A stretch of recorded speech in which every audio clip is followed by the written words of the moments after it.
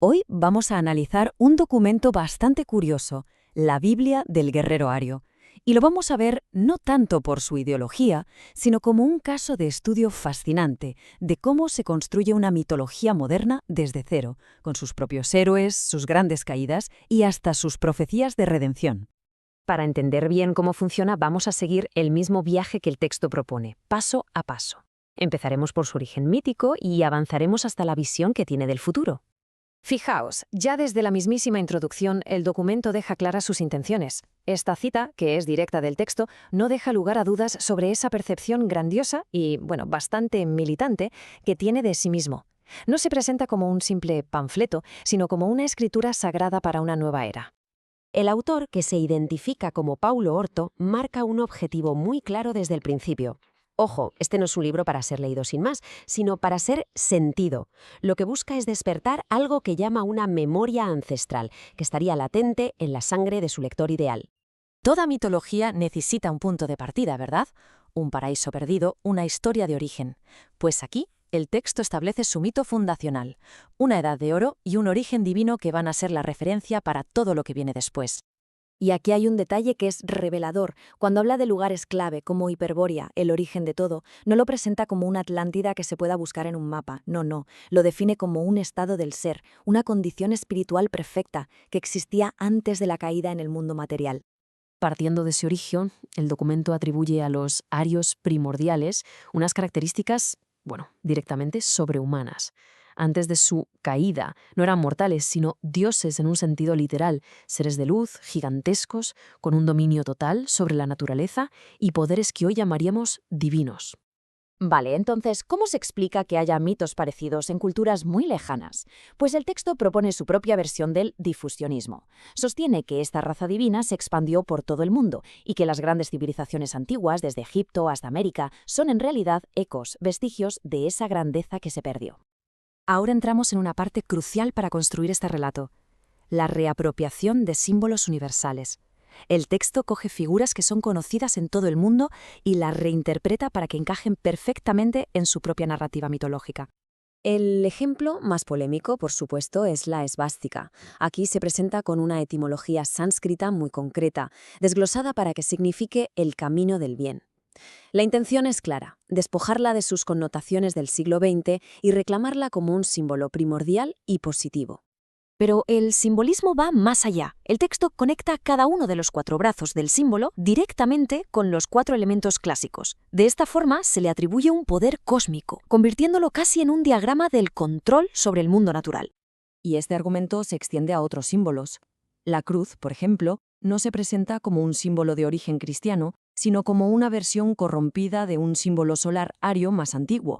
La narrativa afirma que la cruz original representaba al ario despierto, una idea que, según el texto, fue distorsionada más tarde. Claro, si hubo una edad de oro, tuvo que haber una caída. Esta sección de la narrativa se dedica a explicar cómo se perdió ese estado de perfección y por qué el mundo actual se encuentra, según el texto, en un estado de profunda decadencia. El pecado original de esta mitología es muy explícito: la mezcla racial. La caída de la divinidad al plano material no se debe a un acto de desobediencia, sino al resultado de que los seres de luz se mezclaran con mortales. Al hacerlo, perdieron su pureza y su estado no físico. El texto establece una dualidad muy clara para enmarcar este conflicto ideológico. Por un lado tendríamos el ideal solar masculino, asociado al orden, al espíritu, al heroísmo, y por otro el estado lunar femenino, que se describe como corrupto y se asocia al caos, al materialismo y al colectivismo. La historia se presenta como una lucha cósmica entre estos dos polos. Todo este proceso de decadencia se presenta en una línea temporal muy definida. Empieza con la perfección de la Edad de Oro, pasa por una primera caída en la materia, le sigue el ascenso de lo que llama el matriarcado y las religiones corruptas y culmina en la era actual, el Kali Yuga, que sería en la edad más oscura de todas. Y justo aquí, la narrativa da un giro. Ya no se trata solo de mitología y del pasado, sino de una llamada explícita a la acción en el presente. La decadencia del Kali Yuga no es el final, sino el escenario para una batalla que se considera decisiva. Esta guerra, según el texto, se libra en múltiples frentes. No es solo un conflicto político o militar, se describe como una lucha espiritual interna contra la propia naturaleza animal y a la vez una lucha externa contra las estructuras de la sociedad moderna. El objetivo final va más allá de lo político, es la resurrección espiritual. Esta cita es muy potente porque captura a la perfección la identidad que el texto busca crear en sus seguidores. No son simples disidentes, sino figuras heroicas, protagonistas de una epopeya cósmica, que libran una batalla solitaria, pero trascendental, en un mundo que consideran caído. Y con esto llegamos al clímax de la narración, al propósito final de todo este viaje mitológico.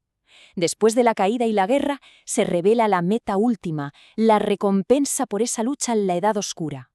La victoria final no es la conquista de un territorio, sino una transformación metafísica.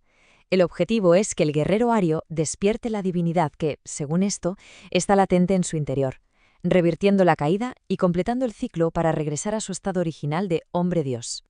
Esta última cita lo resume absolutamente todo, la lucha final de lo espiritual, la sangre, contra lo material, el oro, y la promesa de una redención cíclica. No se trata solo de volver al pasado, sino de una reencarnación del dios ancestral en el guerrero del presente. Esto nos lleva a una reflexión final. Más allá de este texto en particular, el patrón es bastante reconocible. ¿De qué manera la creación de una mitología completa, que ofrece respuestas sobre el origen, el propósito y el destino, funciona como una herramienta tan poderosa para legitimar una ideología y darle un sentido de trascendencia?